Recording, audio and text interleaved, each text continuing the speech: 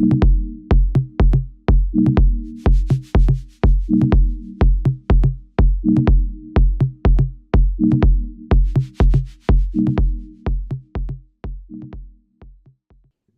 Kiran is trying to share his rights, I just want to share my personal story on bats. So I grew up in Malawi just as Wongani, and I heard a lot of stories about bats. They used to tell us that bats don't have eyes, and that's why they go around slapping people because they can't see where they're going. And they also used to tell us that bats are connected to witchcraft, and the moment you see it, it means that something bad is going to happen. So I'm so excited that today we're having this discussion and I'll get to learn more about bats. Yeah, and to see Wongani, my fellow Malawian, working with bats is so amazing. Yeah. Over to you, Kiran. Over to you. All right. Well, thank you, Stella. So it's a pleasure to be here on behalf of African Bat Conservation and to talk all about things batty. So I'll start by briefly introducing our organization and the work that we do here in Africa, well, specifically Malawi, where we are based. So I'd first like to just introduce the team at African Bat Conservation because we're a very relatively small team. So leading our work is Dr. Emma Stone, the director and founder of the organization. And the organization's been around for around 10 years. And then there's myself and the research manager and Louisa, who will be joining us shortly for the panel discussion.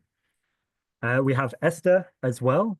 Esther, aside from Emma, has been with us the longest. And Esther is a Malawian who originally joined the organization without any prior wildlife or conservation experience.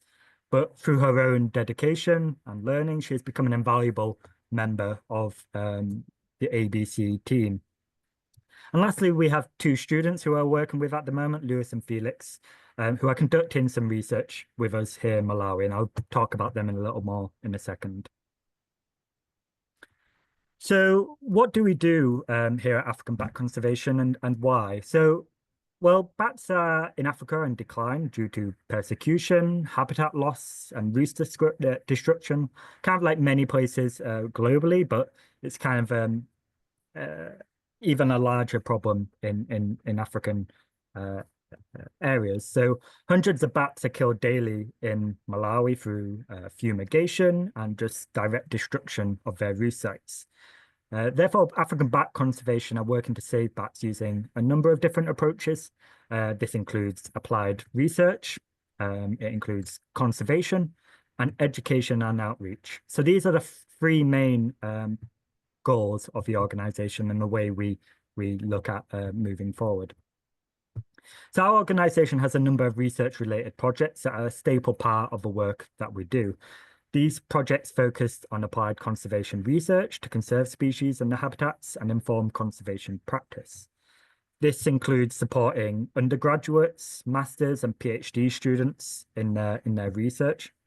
So this is in fact how I first got involved with African Bat Conservation back in 2018.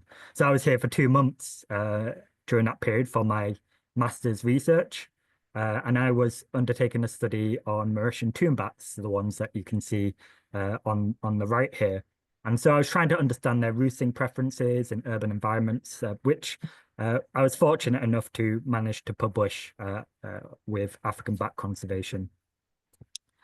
We also have Lewis, who is currently with us. So this photo is actually only just from last night. He's a student from the University of Bath who is researching the impact of lighting on bats. And we have Felix as well. He's a PhD student who will shortly be joining us here in Malawi. We also carry out regular monitoring of roosts throughout Lilongwe. So Lilongwe is the capital of Malawi, for those who don't know, is where we are mostly based. But also throughout Malawi as well. And over the years, we have gathered up a network of hundreds of roost sites from which we can start to understand population changes, the sort of roosts that are at risk and ones that are potentially need to have mitigation taken out because they're at risk of being destroyed. We also have a long-term running project on straw-colored fruit bats. We're very fortunate here in the Lilongwe that we have every wet season thousands of these bats up to and over 10,000 of these bats gather in the center of the city at a small church. And for many who are not aware of straw-colored fruit bats, these undertake the largest migration of mammals in the world. And they're one of the largest bat species in Africa. So they're a very interesting species of fruit bat. And we're very fortunate that we're able to monitor the populations here, what they feed on, and also tracking where they're moving throughout the city. And we also undertake trapping surveys and acoustic monitoring. This is supporting the research and these other projects that we have going, but also we do it opportunistically as well. So here are just a few images of the sort of surveys that we undertake. On the top left, you can see a mist net. I mean, mist nets are never very good at when you're trying to take a photo of them, because they're basically a fine mesh for catching bats. On the right here, you can see a harp trap, another type, a device for catching bats. And essentially, it's fishing wire suspended between two poles, and the bats will fly into the fishing wire and drop into the bag below where we can collect them. And so when we process bats, like many people do, we take measurements of the bats. This can help us ID species. We take samples from the bats. This can include hair, feces, and tissue samples. This can help us understand, again, species, but also, disease and pathogen risk from bats. And that's some of the projects that we've been working on in the last year as well. And we're very lucky here in Malawi because we have many different bat species. So 64 recorded bat species here in Malawi. And that is just a small proportion of the bats that we have globally. So here's just a sample of a few of the different bat species and the diversity of bats that we have, from fruit bats that you can see on the bottom left here to some of these insect-eating bats as well. So alongside our research, we have a couple of conservation initiatives. This includes the Bat Box project, so creating bat boxes, which you can see in this picture here. And these we sell to the public, and we also put up in a number of wildlife reserves, and these act as a home for bats. So bats will use houses and trees and caves, but they also use these man-made, specific-made bat boxes as well. We also carry out training and workshops, so we do this with the Department of National Parks and Wildlife in Lilongwe. And we also work with the Lilongwe University of Agriculture as well. We also have a number of collaborations. So this includes Kuti Wildlife Reserve. That's where I'm actually at right now, where we work on the bats here and try to, improve our outreach and education to the public for people who visit the reserve as well.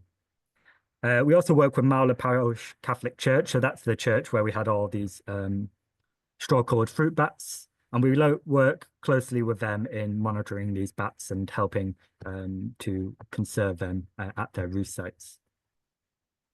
And finally, we have outreach and education. This includes our wildlife assistance helpline. So Esther, who I mentioned near the start, helps run that. And she gets calls from the public who may have conflicts with bats, who may just have interesting, not necessarily conflicts, but just reporting bats in their house. And through this helpline, we can then address by visiting these roost sites and try to understand the conflict that is going on. We try to educate to help them keep the bats essentially, but if it does escalate and the bats are at risk of being removed forcibly or killed, then we do can step in and help mitigate these issues and do exclusions as well.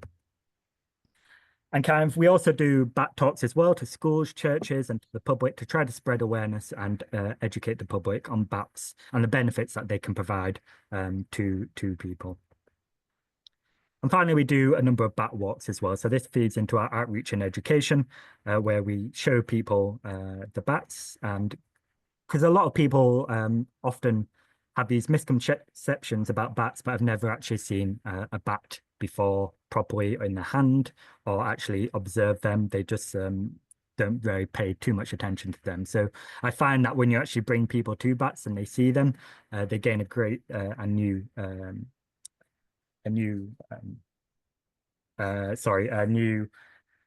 thoughts about bats and a new understanding that the benefits that they can provide as well.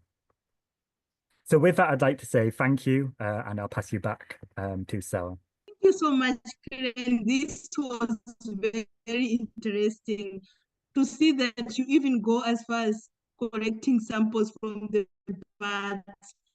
And yeah, it's very interesting. And also on the part of raising awareness, I think that's a very good thing because I grew up not knowing much about bats, but then with you younger than me, they have this opportunity to learn more while they're still young. Yeah. Thank you so much. And now I would like to ask Christopher to share with us what they do at Bats Without Borders. Christopher, the screen is yours. Thank you very much, Sarah. Are you able to see my screen? Yes, we can see it. Thank you. So as I was introduced, I'm the Capacity Development Officer for Bats Without Borders, and I'll just run you through what we do as Bats Without Borders. Just like Karen was saying, a lot of areas in Africa and also all over, there's been conversion of land through anthropogenic activities where habitats are being lost or degraded, and also due to climate change, also the habitats are being destroyed. And these are the habitats where these bats are found. And over time, these bats are their roosting sites are being affected. When you look at the diversity of bats, we have more than 1,400 species, and we have about 250 species in Africa, of which 130 are found in Southern Africa, which is the area that we focus on as Bats Without Borders. This slide just tries to show you the great diversity of animals that we're able to find in Africa, and also the plants there, to just show you the great diversity that we have in Africa and why we thought it is very important for us to be able to understand more these species and also how we can conserve these species. This slide also just shows us a great diversity of some of the bat species that we find in Southern Africa. Like you saw in Kieran's presentation, he was able to demonstrate to us a few bat species, but in here also you can see that these bats actually are very nice when you look at them at close range, showing us the diversity in terms of their sizes and also how they look. And that gives us how we're able to give them different names. And despite having this great diversity in Southern Africa, largely Africa itself is considered as a bat conservation void, mostly because there are very few people who are into conservation, raising awareness about the conservation of bats in this continent. And this is why we thought as Bats Without Borders, it is very important to be able to focus in this area where not many have done. And also we do implore on those who are bat lovers also to join hands so that we can raise awareness about the conservation of bats in this region. As Bats Without Borders, our vision is to ensure that these bats and their habitats are valued, protected, and conserved. And we hope to do this so that there's a benefit for the bats themselves, the biodiversity, and also the people who are found in Southern Africa. And we hope to do this through a range of commitments that we have set for ourselves. For example, protecting bats, diversity and their habitats by advocating for policy change with key stakeholders across Southern Africa, informed by collaborative, evidence-based ethical research and all the other range of commitments that we have set for ourselves, which we hope that by the end of the day, they'll help us to raise awareness and also be able to conserve the species that we find in Africa.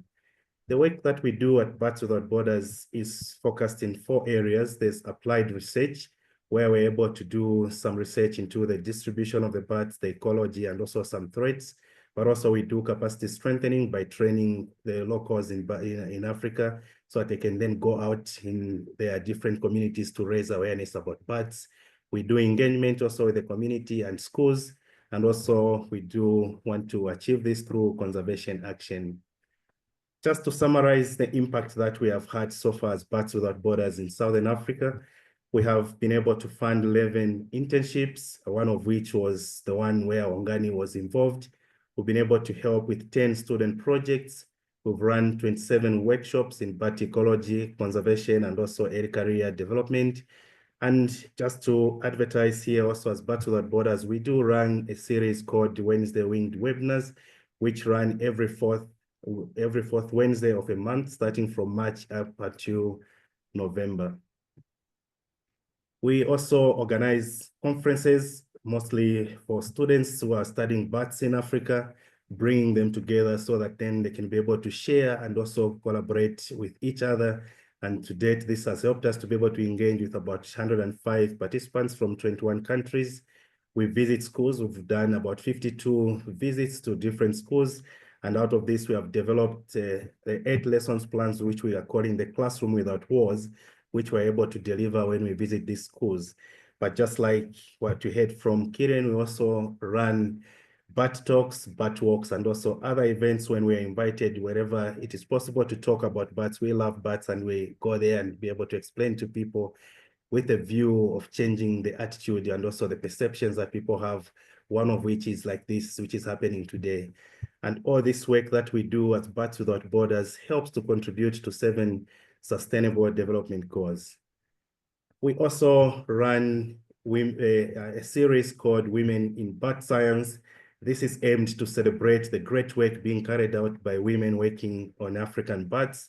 And we run this every year, and look out, there'll be another one coming shortly, especially those women who are working on African bats, regardless of where you are coming from. As long as you work on African bats, this is an opportunity for you to be able to share the work that you do. We also want to just give a shout out again to our Wednesday Winged Webinars. If you want to hear more about the good works or the very different projects happening around the world on bats, you can subscribe to our YouTube channel and be able to catch up with their 51 webinars which have been recorded and posted there. But also the next one will be starting again in March. So you can look out also for the adverts when we put them out and learn more about bats. We also organized the Ruford Foundation Namibian Learning event. This event was basically where we brought together the Ruford grantees to be able to network, exchange knowledge, and also strengthen the capacity. So this is just one of the initiatives which we have been doing so that we can bring together people who are interested in conservation of biodiversity in Africa. We are also running currently a series which we are calling the Early Career Training Pipeline, out of the realization that training for early career ecologists and people who are interested in bat conservation in Africa is limited. So we've been able to come up with this initiative where we are training the early career ecologists and conservationists into a range of interesting topics and hopefully build capacity and also strengthen the capacity in the different countries. We have another initiative which we are hoping it will be able to have a big impact in the society, which we are calling the Bat Group Initiative, where we are encouraging or training people to set up bat groups in different countries. Then they go out in their communities to be able to raise awareness about bats in schools and also in the communities. We had the first training, which we ran in 2023, where we had 25 trainees from 7 Southern African countries who completed this training. And as a result of that, we have now 7 new bat groups which have been established there's one in Zambia, another one in Malawi, Mozambique, Zimbabwe, and South Africa, and a few more coming up. But already we have recruited the next cohort, which the training will be starting in February and to run up to June, thereby increasing the number of people who are going to go out in the field to raise awareness about bats. So you can look out about these bat groups which have been formed in these countries, and if you want to join, it's voluntary, you can join and be able to participate in the activities that they are doing. We also do youth engagements, especially using our Classroom Without Walls materials, where we go out in schools and be able to talk to the learners. Hopefully we change the perspective of the young ones, and then they'll be able to grow with that positive publicity about bats, and also go out to tell about their friends and their parents, and thereby helping to increase or raise awareness about the awareness about bats and why they're important to the ecosystem. All this work that we're able to do would not be successful without our change makers. Basically, we have a dedicated team, an operational team, volunteers, ambassadors coming from across 17 different African countries. And these help us then to be able to achieve what we are doing. And this is why we're able to achieve and be where we are today. And it's exciting for us to be here and be able to share more about bats and why they're important to the ecosystem. Thank you very much. Thank you so much, Christopher. This was very interesting. And I just love the way both organizations are getting the youth involved, the young children involved. This is really nice. And I should go back to the way you started on the first slide, saying that African is said it's called a void place for bats. Like a lot of people don't like bats. Yeah, with that, I believe that one of the factors that contributes to people not to like bats is the misconceptions that they have when it comes to bats. Now, would you please share some of the misconceptions that people have about bats, and how do you address it in your work or interactions with the communities? How do you address it? Thank you very much, Sela, for that very important question. And it is true, when we look at these bats, especially in so many societies in Africa, bats are one of the most maligned and also misunderstood creatures because of the stories that we have heard. And these have been passed on from generation to generation. And without proof, we have come to believe them, just like myself when I was growing. Also, I had to believe these myths, some of which they range from bats being used for evil things such as witchcraft. Some people believe that bats are blood-sucking, they are vampires. Bats are a sign of bad luck. But when you see a bat in the house, then maybe most likely someone is going to die. And people also, when they see bats, always they associate them to say they transmit disease, that every time you see a bat, then you'll be able to contract a disease. This has led to the negative publicity, and this is one of the main challenges that we face as we go out in society to raise awareness. So some of the initiatives that we are using to be able to debunk these myths is by telling the people the truth. And once you tell the people the truth and also why these bats are so important, it helps to change some of these myths that people have had. If you tell stories, that you let them tell their own stories. Some people have had bats in their houses and they have not seen anyone die. Some people have been able to see bats and they have never seen them bite anyone. When you start to share these stories with them and be able to tell them that actually, for example, here in Africa, we don't have even a bat that mainly relies on blood from humans. So that helps us to be able to share the facts. So when we share these facts with them, then it helps to debunk some of the myths that people have, and then thereby changing their perspective that they had about bats. But also we share stories such as in other societies where these bats are actually seen in a positive way, like in many Asian cultures, bats are associated with some things like good luck and also as associated with the warriors. So when you share those that in other societies, actually, this is how they look at these bats, it helps also to change the perspective. And that's how we are trying to tackle the negative myths that are there, such as witchcraft, blood sucking, and also a sign of bad luck. Thank you so much, Chris, for that. And yeah, it's true. People think that bats suck blood, and you're doing a great job by. It's important that we should change their mindsets. It should be mindset. That's why education is really only the tool to deal with all this. Thank you so much. Karen, do you have anything to add on the misconceptions? Yeah, and sorry, I missed the part of that, but yeah, I'm not sure if you touched on the disease aspect. So yeah, so I mean, a lot of misconception is that, bats will carry rabies, Ebola, and obviously with the recent COVID pandemic, that they were one of the kind of harborers of the disease, and that's where COVID came from. And I wouldn't say these are necessarily misconceptions, because they are true. Bats do carry rabies and Ebola and are likely the source of COVID. But I think it's a lot about the exaggeration in the media of how much they actually do carry these diseases. So it's very difficult to get rabies from a bat, especially if you don't work with bats. If you're not handling bats, if you just have a bat that flies into you, you're not just going to get rabies because a bat bumps into you. And so most of the misconceptions are kind of around that you know, a bat is in your house. Okay, I probably have rabies now. And those sort of aspects.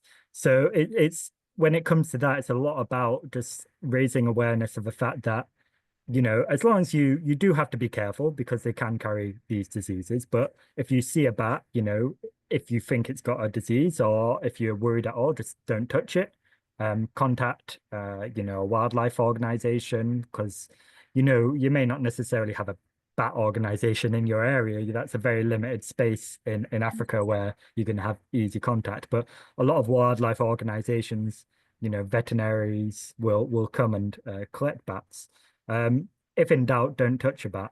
And if you don't touch it, you're not going to get any of these diseases. Most of the diseases come from handling or consumption as well, which I know in the past in Malawi has been a problem of consuming bats, and obviously the origins of COVID was surrounding, you know, the wet market and bats being used as potential food.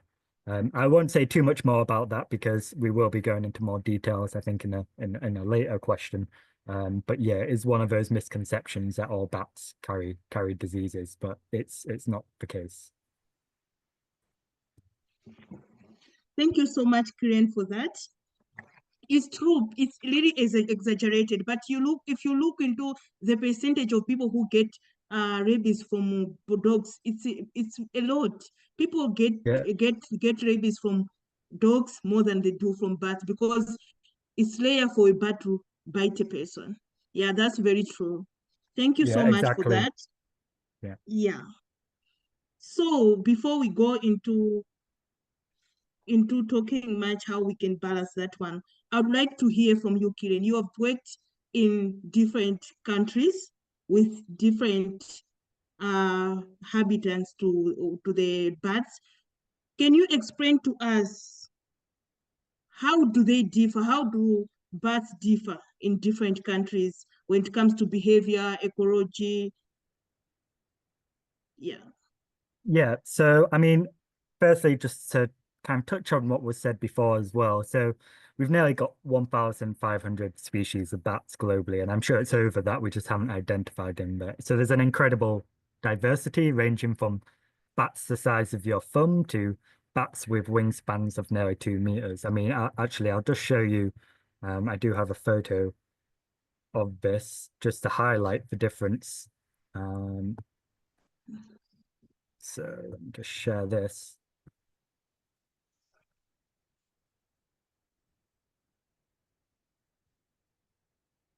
So these are the two species of bat that I was just mentioning. So you have the bumblebee bat, which is on your right, which is, yeah, about the size of your thumb. And the golden-crowned flying fox, which has this incredible wingspan. And just to touch on that as well, so with the wings open there, you can really see how similar that bats are to the biology of people, of humans. So essentially what you have with the wings is these basically their fingers have adapted to have like a membrane between them. So these are essentially elongated fingers. That's what the wings consist of, with a membrane stretching between the different fingers. So it's the same biology as people. They're mammals. They have fur. They give birth to live young. And they actually only give birth to about one pup a year. So one baby a year. So they also have a lot of characterizations that are actually what you would associate with a much larger animal. So again, this giving birth to one pup a year and also being very long-lived. The longest recorded bat that we have recorded in the wild was, I believe, 41 years old. So for something that is generally quite small, you'd expect to live a lot shorter life. If you compare it to, say, a mouse or rat, they give birth to many young a year, multiple litters, and they'll live only, 2 or so years, if that. So the biology and ecology of bats is much more different to what is experienced by animals of a similar size. And if we compare the species across different areas, so I mean, I've worked mostly in the UK so far, where we only have 18 species of bat. Out here in Malawi, we have 64 species, probably more than that. And so we do have this difference in the species diversity, which has basically evolved. I'll take that off now. Has basically evolved due to the kind of a variety of habitats that we have, say, in the UK, compared to Africa, where you can have these more tropical climates that support different varieties of bats, from fruit bats to insectivorous bats. So actually, in that photo I had there, the large fruit bat, obviously just eats fruit, the flying fox, that is, whereas the bumblebee bat will just eat insects. And so, say in the UK, we don't have the fruit to support, populations of fruit bats. We do have plenty of insects, though. So the bats that we have there have evolved to eat insects, and that's just contrasting the European bats to the African bats. If you go to other areas, South America, you have nectar-feeding bats. That's where you find your blood-sucking vampire bats. And then you also have bats that specialize on all sorts of different animals. You have bats that only eat frogs, bats that only eat fish. And most of the bats have evolved a very specialized diet to focus on specific species. The bat that I studied for my PhD, it was just a single species of bat, specialized on a very specific types of moths, tympanate moths, they're called, the moths that have ears. And for those species, they have basically an evolutionary arms race where the moth listens out for the echolocation of the bats. And so the bats have evolved their echolocation to get around the hearing of the moths. And so over, millennia and many years, they've evolved specifically to tune in to each other's movement and echolocation patterns. So, yeah, we have this large diversity of bats, but it very contrasts between the different continents and also in the ecology as well. So one thing we haven't touched on, and so in the more colder climates, such as Europe and the Northern Hemisphere, we have a lot of bats that will go into hibernation as well. So these bats will sleep through the winter when they have a scarcity of food resources, where insects aren't abundant because we don't have the fruit bats in the Northern Hemisphere. And so they are relying on the food, which obviously in the winter, especially if it's snowing and cold, are just not there. So they'll go into this hibernation where they essentially sleep for many months, and they reduce their metabolism down so that they can survive these harsh climates that they don't experience in Africa. So hibernation in African bats is very rare and isn't needed. There's insects all year round. Thank you so much, Kiren. I'm tempted to ask a follow-up question, but then I'm afraid I might eat up the time for the audience to ask their questions. But that's very interesting. And it's very interesting to see the diverse in size, to have that small. It was really small, and it's very interesting. Yeah. So now we have talked about the misconception, and we have talked about how they differ in different areas. Can we hear about their ecosystem importance? You mentioned when answering the first question, Christopher, and Wongan also mentioned that they are really important. Can you please tell us how important are the bats in the ecosystem? Christopher. Thank you very much, Sarah. Yeah, it's very important for us to be able to know the roles that these bats play in the ecosystems, for us to be able to appreciate them more. And when you look at these bats, for example, most of us just know them from the negative views, like we had that they are dilated area on.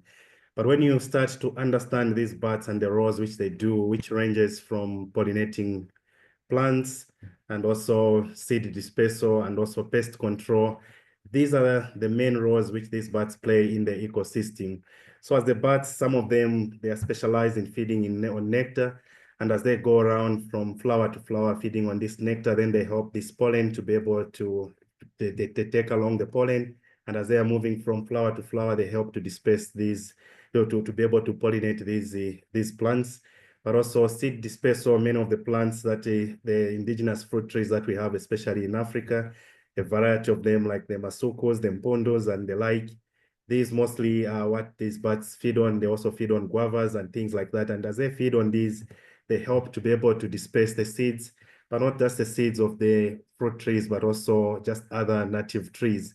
So really, as we are sleeping, these bats go out there in the night, feeding on these fruits, helping to disperse, to regenerate our forests and also things like that. When we look at the other type of bats which feed on insects mostly, we can think of them as pest controls, because during that time when they go out in the night to feed on insects, for example, one bat can feed on up to about 1,000 to 1,200 mosquitoes every night. And when we just look at that amazing amount of mosquitoes which they are eating out, it means they're helping to reduce the spread of malaria and things like that. But also others do feed on other pest species that can reduce the yield in agricultural crops, such as the potato beetles and also the corn earworms. All this helps the farmers to be able, not to be able to use chemicals, but the bats themselves, they're helping to reduce the pests that are otherwise going to destroy the crops.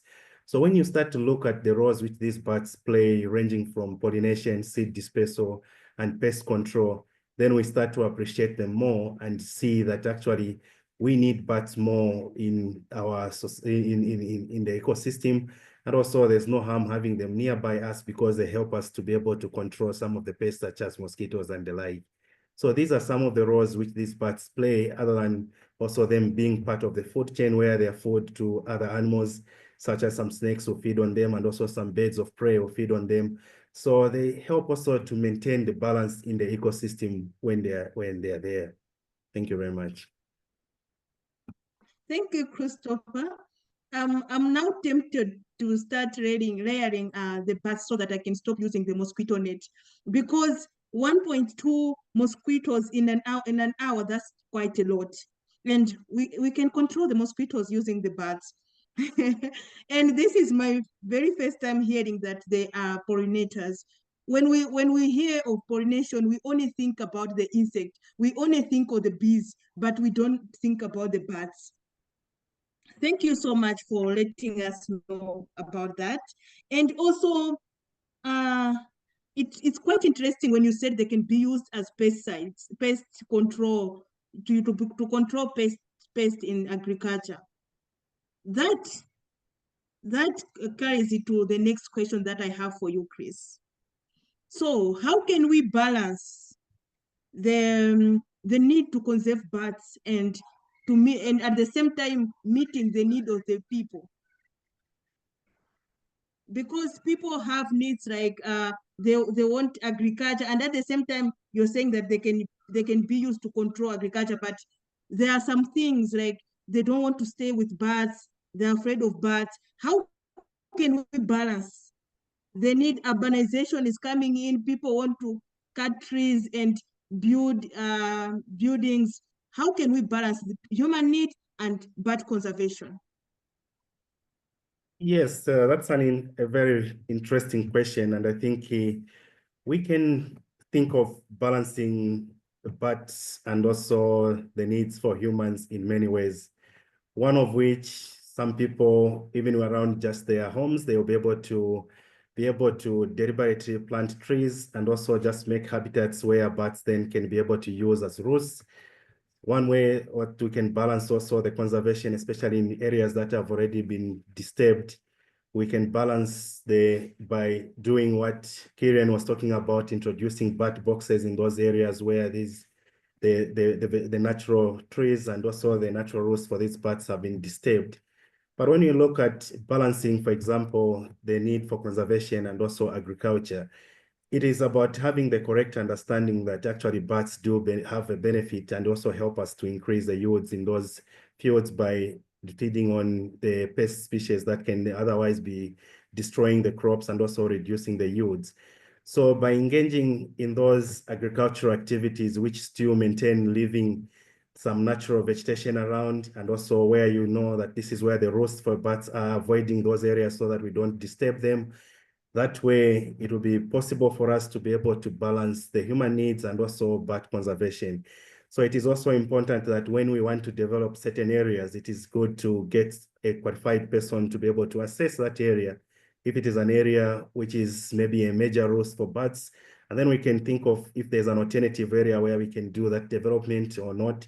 But then if there's no alternative area, we can try to think of how best can we be able to develop this area, but still leave some vegetation which will be some without disturbing the roosts for these birds. So through these initiatives, there are ways in which we can balance the human needs and also bird conservation. Thank you so much, Christopher, for that.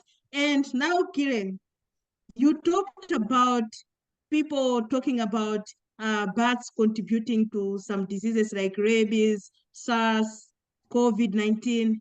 So how can we balance this? People are afraid of the diseases, but then we still have to conserve bats. How can we conserve bats and balance the when it comes to public health?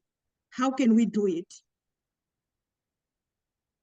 Well, I kind of think that it's mostly about education, because the as I mentioned before, the disease risk from bats is very low, particularly, if you're not handling bats or working with bats. And even then, we take precautions when we work with bats, so the risk, I would say, for us is low.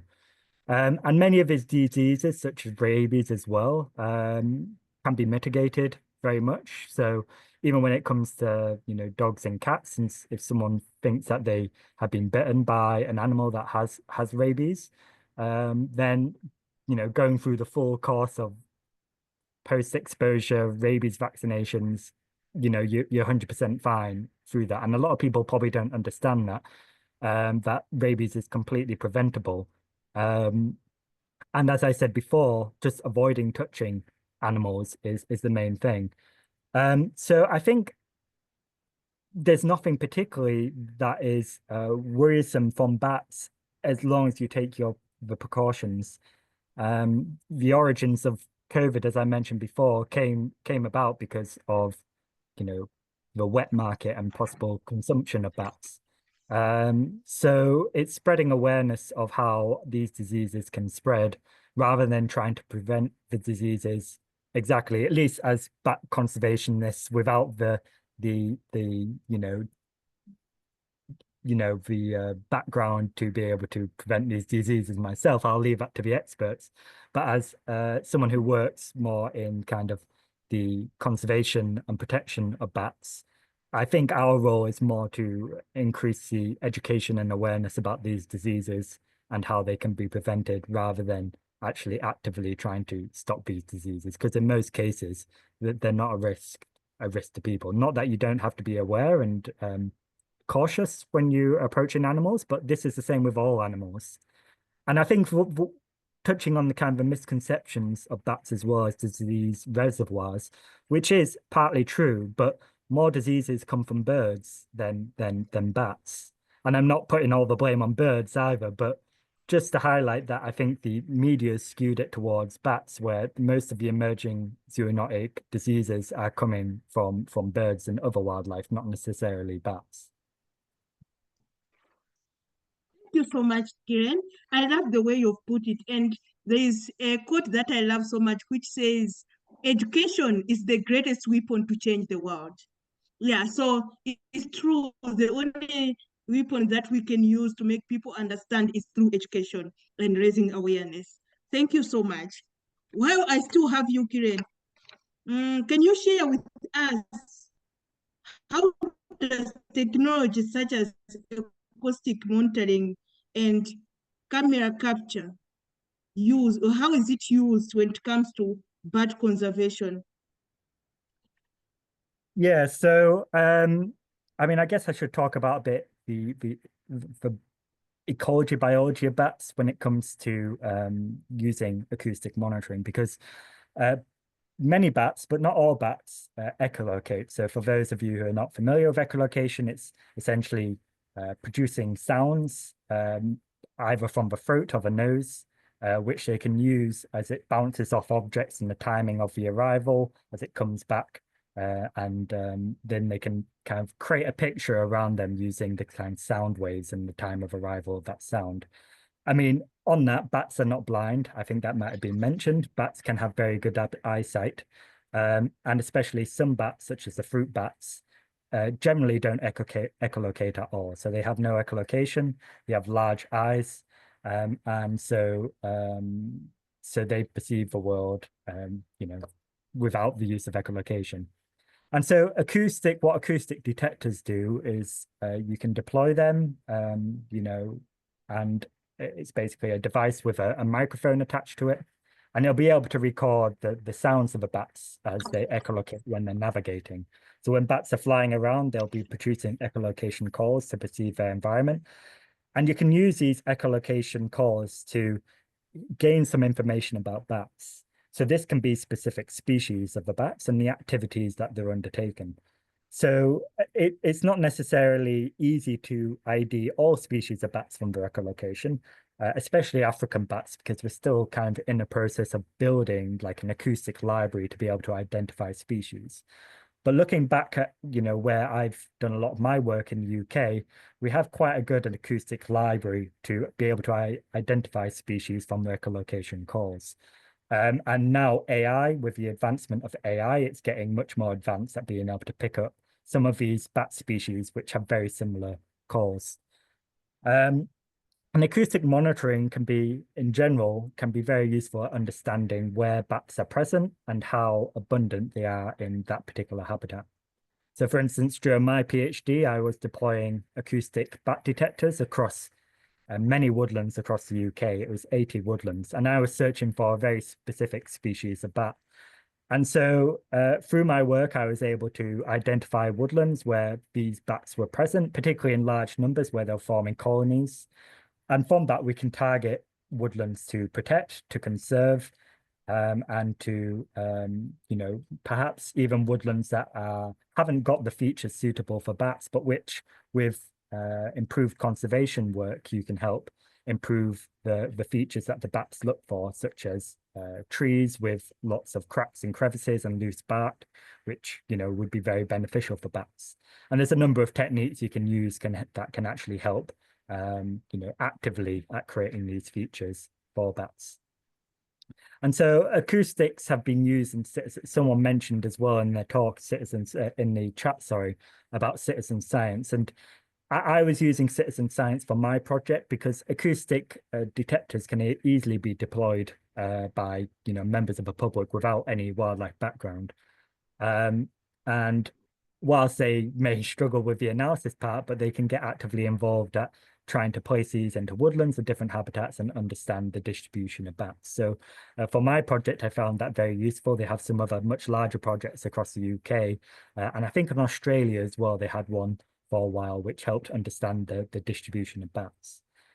And so I'll just touch a bit on the camera trapping now. So I mean, generally, camera trapping is very specific circumstances. I would say that it's very useful. I think it's very useful for monitoring, say, entrance and exit points of, say, caves or where the bats are entering buildings.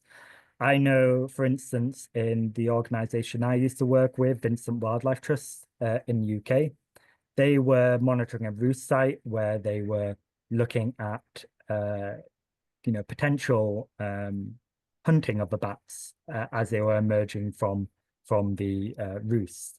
And so they set up camera traps, and they found that what was happening was that a pine marten, which is kind of a small carnivorous animal, was picking up the bats as they were flying out the roosts. And so using that finding, they were able to modify the roost exit so that the pine marten couldn't get into the roost and eat the bats, whereas the bats could continue coming out in a safe way.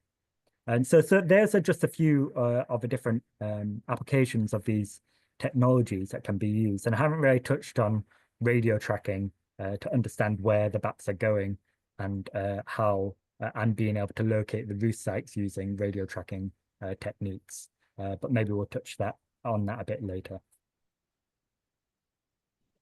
Thank you so much, Kiren. It's quite interesting to see that camera. You can even use camera to trap the birds. I thought it, yeah, I doubted it, or even when I asked it. All right.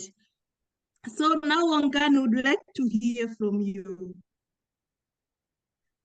Wangani, are there opportunities for citizen science or community-based bird conservation projects that our audience can participate in? Yes, so I'll share. Ongani, you want to share your screen or you want me to do it? For this question, I think I'll just answer, and maybe when I'm presenting, it's when you can share the screen. Okay, thank you. Okay, thank you, Sarah. As Karen has said, this citizen science is a very good tool for in bird conservation, as in it gives a lot of information about the distribution and also encourages people to participate in bird conservation. It is very easy because birds, there are some species which have adapted to be in human settlements or to be in areas where, yeah, so they're very close to humans, so they're very easy to see.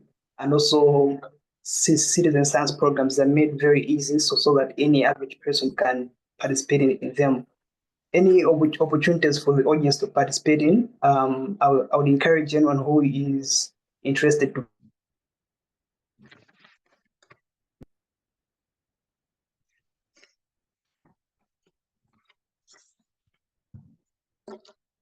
or social media pages, Facebook, Twitter. Soon there'll be some community-based programs which Birds Without Borders will be introducing. For example, what Chris said, the bird group training. That's one good example of a community-based program one could participate in. And soon there's also going to be a food bird monitoring program. So this will be purely based on citizen science, whereby people will be involved in monitoring food bird roosting sites. Thank you. Interesting. Would like to take part in that. Okay, Ongan, thank you so much for that. And as Christopher said that you still have something for us, can you go for it?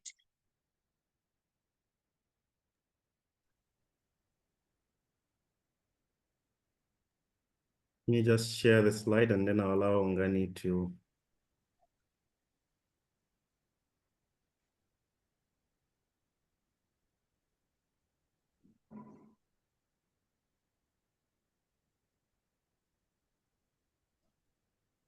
Yeah, and then I think the slides are up. Please go for it. Okay, thank you. I wanted to share some of the work that I am doing in Monkey Bay. So the next slide. So I am based in Monkey Bay. So this is the southern end. This is found at the southern region of Malawi, at the southern end of Lake Malawi. So one thing that I'm doing is I am conducting a research on fruit bats to better understand the diversity, their habitat, and also their roost preference. I also want to know what their diet is and also their ecological role. As everyone has been saying that fruit bats, they are a bit different from insect bats. Fruit bats, they tend to eat fruits, nectar, and sometimes pollen. And it is said that fruit bats, they assist in pollination. They also assist in seed dispersal, and they play a very huge role in maintaining the ecosystem and also regenerating the ecosystem. So in this research will be done by conducting surveys. I'll also be monitoring some roost to understand the diet of the fruit bats. I'm going to do a genetic data analysis and also to understand their ecological role in seed dispersal. I'm going to conduct a seed germination trials.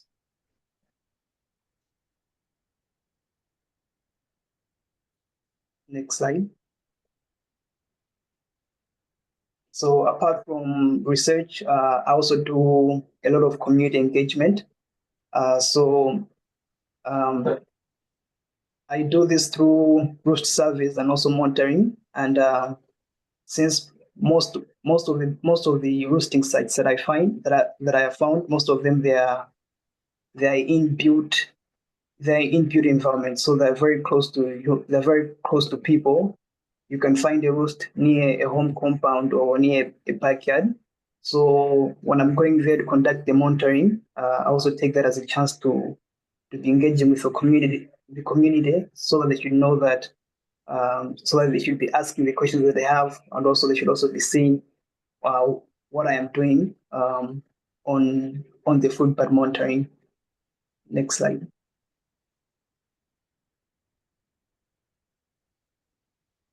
Yes, I'm also involved in conducting bird talks and also promoting bird education in primary schools. So here it's when we tell the students the importance of birds. We try to debunk all the myths and also encourage people what are the good ways in which you can coexist with birds. And so as for this, we're also rolling out a series called The Classroom Without Walls, which is a series of 8 lessons, which are all focused on educating the children more about birds. Next slide.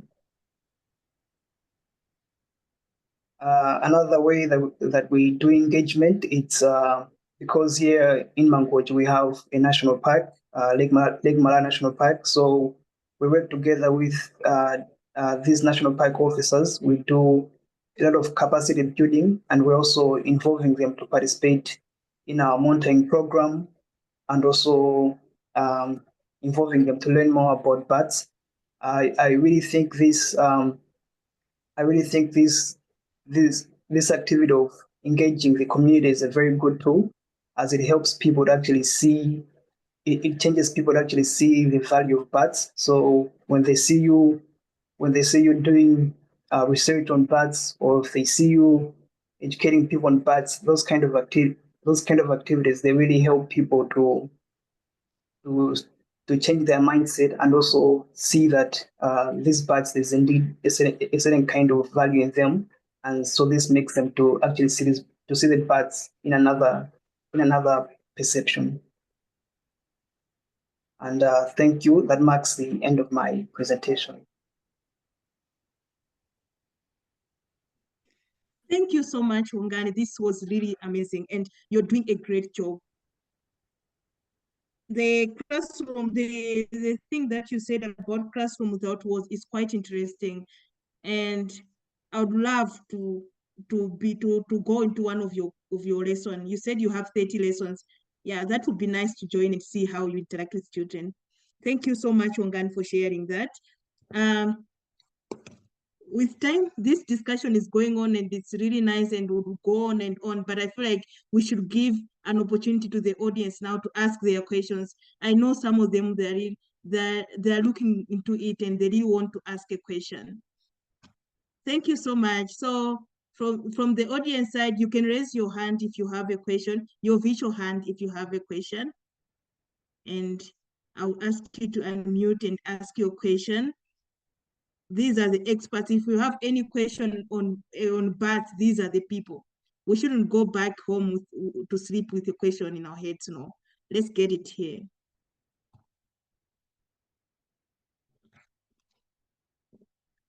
Okay, as I am waiting, I'm going to read one question. There is a question in the chat by Gabi Nakoma. I don't know if he or she is still here. If you are here, Gabi, you can ask your question. You can unmute and ask your question. Okay, thank you, Sela. I live in South Africa and in the Lowveld, where we have summer rains, and I've got tombats that come and visit me every year. But I've been told that they sleep separate. The boys and the girls sleep in different places. So they sleep on different walls and different buildings. And I'm not sure it's true that it's males or females. I can't see. They actually hang out under the roof on the wall during the day, and that's where they sleep. But I can't differentiate between male and female if I don't pick them up. So I was wondering if anybody had heard of such a story before. That's quite interesting. I would also love to know about that. Christopher, do you mind taking that one?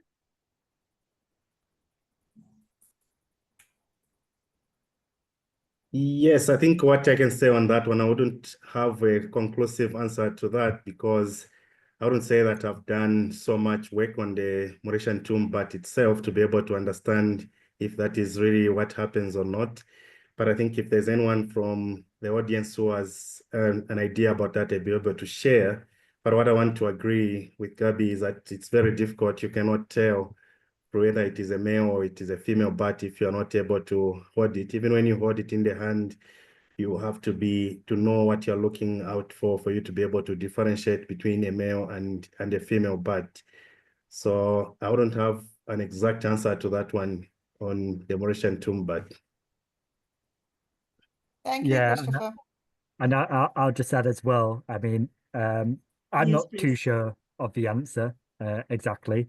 And one of the difficulties with tomb bats as well is that they are notoriously difficult to capture. They're quite a high flying species, so once they kind of emerge from the building at dusk, they will kind of shoot off quite high. So you need to be quite lucky or have quite a tall net to be able to catch the bats. And so I'm not too sure. I mean, I did a study myself on tomb bats, but I wasn't able to kind of delve into the male-female ratio and distribution on the walls myself. Kieran, would you know where they actually migrate? Do they actually go to Mauritius? They don't migrate as far as I know. Yeah, I mean, I guess they just were found in Mauritius, and that's where they, the name was coined. But I think they've got quite a wide distribution across Africa. But they do leave in winter, though, so they must be going somewhere, and we don't know where they go. I mean, when I say they emerge from roosts, I think they're generally quite loyal to their roost sites. So they will stay in the same area. They're insectivorous bats, so granted there's enough insects, in the area, I think they'll just return to the same roost site every night. Be that buildings, because tomb bats will use often roost under the eaves of buildings, but they also use trees as well, so that can be roosting on trees. So I mean, I found when I was doing my research, Mauritian tomb bats were on quite a lot of buildings, so they're quite well at adapting to urban environments. I mean, it's hard to put that in complete context of the historical changes in land use, because not too many studies have been done on Mauritian tomb bats. So saying, yes, we find them in an urban habitat, they must be doing great, is not necessarily correct. And I think that's the case with a lot of, in the UK, anyway, my experience in the UK, there's a lot of media that say things like, oh, well, people say the bats are increasing. Well, that must be great. The bats are doing fine. Why are all these regulations on houses to stop building because there's bats there? And yes, they may be increasing, but in a historical context, they're much lower numbers than they were before we built over the landscape. So back to Mauritian tomb bats, they may be doing okay in urban environments, but if it was covered in woodlands, they probably would be doing even better. Okay. Thank you so much, Gabby, for the question. And thank you, Kieran and Christopher, for the answers.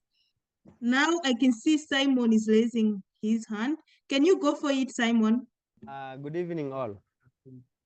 I'm Simon Amoni and a conservationist. In reference to hematophagous bats, such as the vampire bats, I'm curious to know whether the saliva contains the anticoagulants or an anesthetic compound that prevent the host from feeling the bite while they are feeding. Could you elaborate on the specific chemicals involved, or at least the effect of species being fed on? Thank you.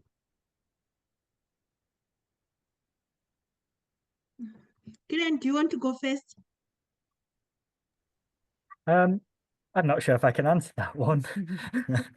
Yeah, I'm not that familiar with vampire bats. I did have a colleague who did work with them, but yeah, to be honest, I don't know the specifics of vampire bats. That's a South American bat, so it's not something I particularly worked with.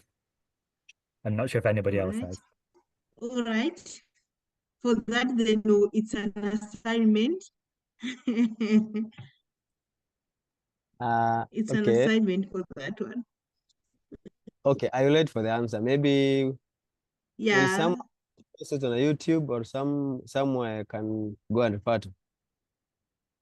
Yeah, I think it is something that we just have to, because we don't want to confirm, especially we want to give facts on the things that we are working with, especially here in Africa. So like most of us, our work is concerned like here in Southern Africa, and we don't have the vampire bat. But yes, what you're saying is true. There are those studies that have been done, and I think what will be needed, if you need more information, you can contact us, and we'll be able to help exactly on the mechanisms and also the chemicals that are involved. But that is something that we can help by, you can get our contacts through Share Screen Africa, and we'll be able to help with that. Yeah. Thank you, Christopher, for that. Yeah, there's just some information. Thank you so much, Simon. Oh, Anne Youngman's just popped some information also on the anticoagulant. And I do know that they've been using some of the research that they've done has actually been on vampire bats. They're using it as for people who've had strokes. So they actually use the anticoagulant properties. So that's a positive thing for people who've had strokes to help dissolve blood clots.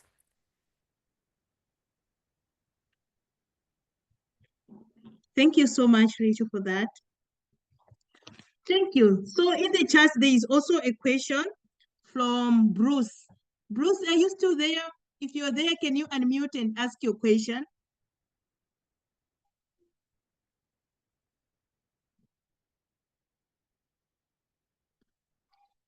Okay, so I'll just read it out.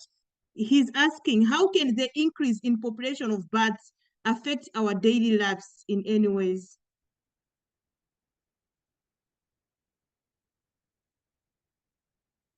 How can the increase in population of bats affect our daily lives in any ways? Christopher, do you mind going first on this one? Yes, I think in Africa, just like world over, the population of bats has been decreasing, and with this decrease, it has led to loss of the ecosystem services, the value that we can get from this bat, like I explained, in terms of pollination, seed dispersal, and also pest control.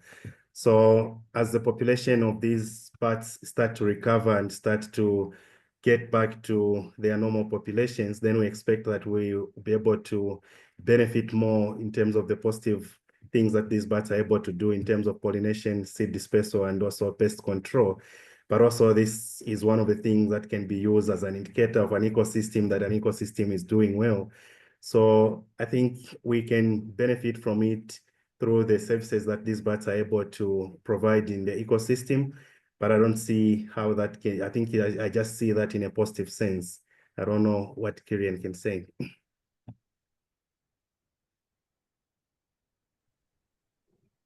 Yeah, I mean, kind of touching on what you were saying, you know, I think a lot of, especially people who live in cities, may not necessarily feel like they have direct benefits from bats. And what we tried to kind of get across to the public is the kind of the roles they play in seed dispersal and pollination. There's over 300 species of bats, 300 species of plant which are pollinated by bats. Some species that are, and that's just in Africa, and some species which are only pollinated by bats. So, I mean, I can't be, you know, what I would imagine happen if you remove these bats is that the crops and the fruits, the amount produced would decrease. That would perhaps lead to an increase in prices. I mean, this is somewhat speculation, but the amount that ecosystem that services that bats provide is probably much more than people believe. They look at bees and they think they're doing all the pollination, all the insects, but it's the bats that are doing a lot of it as well. And you know, we do come across a lot of people who have conflicts with bats in cities, a lot of roosts when bats are roosting in the houses. And kind of a role that we play is trying to get across to them some of the benefits that they can provide directly around the house, you know, such as mosquito control, eating mosquitoes. If a single bat can eat 1,000 mosquitoes a night, then multiple bats can really help bring those numbers down. And sometimes it's successful. Sometimes we can encourage the owners to keep those bats, which then can contribute to a greater ecosystem service sort of within the city itself. And yeah, in certain cases, we do have to help them get rid of the bats, but we try to do it in a humane manner. But we try to reduce and prevent that as much as possible. Thank you so much for that. And there is a question in the chat which got me smiling. But before I go to that one, I want to ask Dr. O. I've seen there is a question also from Dr. O. Dr. O, would you please unmute and ask your question? Hi guys, it's Cheryl from TUT. These are quite a few questions that have come from friends that are in the field of conservation. Tell me, are bat boxes good, or are there a lot of negative stories pertaining to using bat boxes? Just a question. I'm an environmental educationist and I love the work you guys are doing. And I just educate, and I just don't stop. And my students are on board. Thank you. Thank you for a brilliant talk. Thank you. Thank you so much, Dr. O. It's good to hear from you. So, Christopher, do you want to go first answering Dr. O's question? Yes, so when we look at bat boxes, it's just one way of increasing the spaces where these bats can live. And we use them, we try to encourage people, especially there are some people who have bats maybe in their ceilings or maybe in their nearby places, and they feel like they don't want to have these bats in their houses. So we encourage them to be able to have to put up these bat boxes, which if then are inhabited by these bats, then they can use them as their roost. So yes, these bat boxes are something that can be used, and it is a positive to have them because it means that we are providing a roost, or in other words, in simple terms, a home for these bats. So it is something that we can do, especially in urban setups where most of the natural habitats, the natural roosts for these bats have been destroyed. We can think of increasing the bat boxes that we invite the bats to be able to come and stay in those bat boxes. But also there are a few people who have tried to put up these bat boxes in agricultural fields, because some fields they have cleared all the trees and the bats have nowhere to be able to stay. So you can put up these bat boxes, then inviting these bats to come nearby, and then thereby they'll be able to help with the control of agricultural pests in those fields.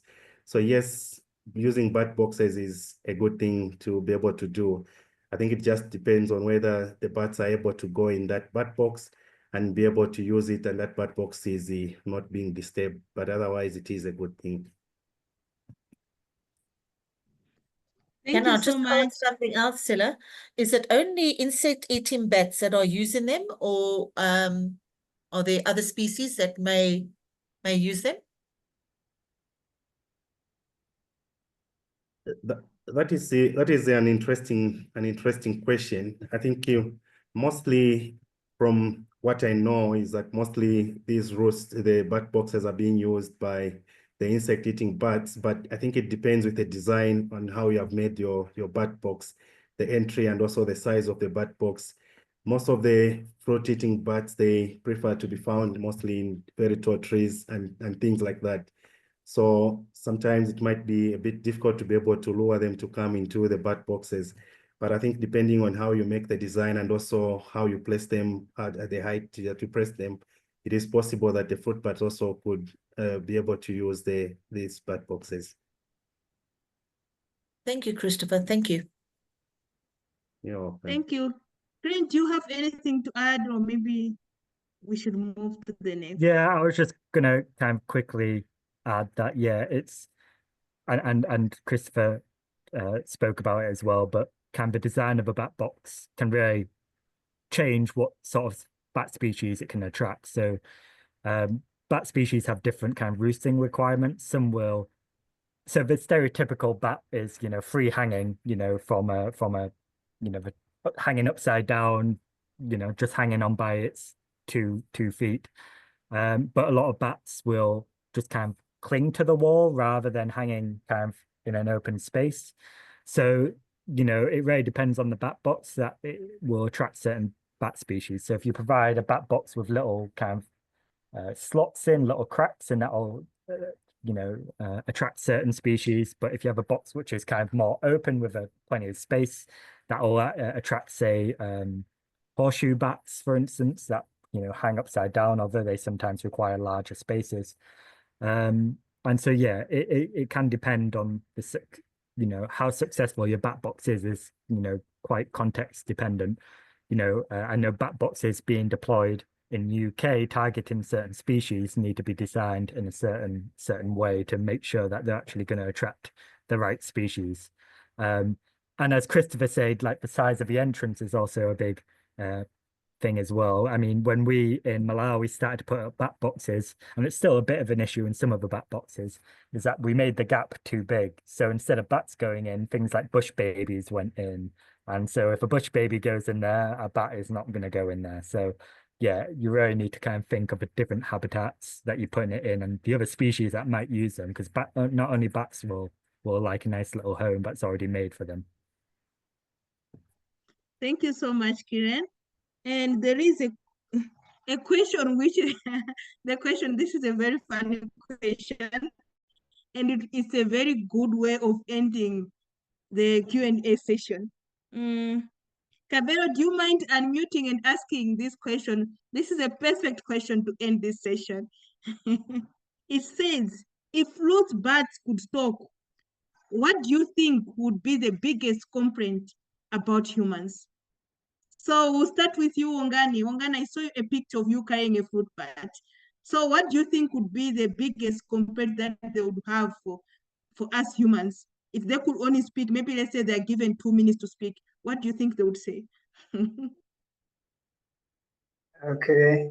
I think fruit bats, because they are usually more they're usually more open than the insect bats, whereby they are roosting in buildings. Fruit bats, they are much more exposed, whereby you can actually see them that these are fruit bats. So I think one of the most things they could complain, I think, is the disturbance, because people can easily see them and people wonder that why is this animal sleeping during the day? People tend to disturb them. They can either stone them or make some kind of noise just to see them wake up and fly off. So I think maybe that's one of the major complaints the bats would complain if they could speak. I can feel for them. Imagine you're sleeping and someone wakes you up and they don't have even anything important to tell you. That's very painful. I can feel their pain. What do you think, Karen and Christopher? What do you think? What do you think would be the complaint? Well, when I spent some time in Ecuador, and the bats there, the fruit bats there, although they were actually echolocating fruit bats, which have evolved a bit differently, but they very much enjoyed melon and watermelon. So I think they'd probably complain that, you know, that we don't cut up the watermelons and that they can't get into them without our help. So I think that would be their complaint, that they love melon, but they can't eat them because it's too hard to get into. Thank you for that one. Okay, Christopher. I think relatively fruit bats are calm, especially even when you handle them in their hands and everything, like in your hand and everything like that. So I think the biggest complaint that they would have is just how we as humans don't appreciate the role that they play in the ecosystem. I think what they would want to do is just to remind us of the role which they play and how much we have failed to appreciate that, and how these animals are calm and friendly to us, that they are mostly also found near houses and everything, trees that are near houses, but they never cause harm to anyone. So I think they would just complain about the persecution that we do to them without fully understanding the benefits that we get from them in terms of pollinating of plants and also dispersing the seeds. Thank you. Thank you so much, Christopher. This was a very good way to end our talk today. And I hope we all go home thinking of this complaint that the fruit bat and other bats have for us and how we can help them. And we should also think of how they are helping us in the ecosystem. Thank you so much. And a special thanks to our speakers. Thank you so much for your time. We really appreciate. And our audience, thank you so much for coming in large numbers and for all the questions that you put in the chat. We really appreciate your participation. Thank you and good night to us who it's night this time, and to us who it's morning. I don't know, in Europe and USA, some of you it can be afternoon. So good afternoon, good night. Thank you so much for everything. Bye.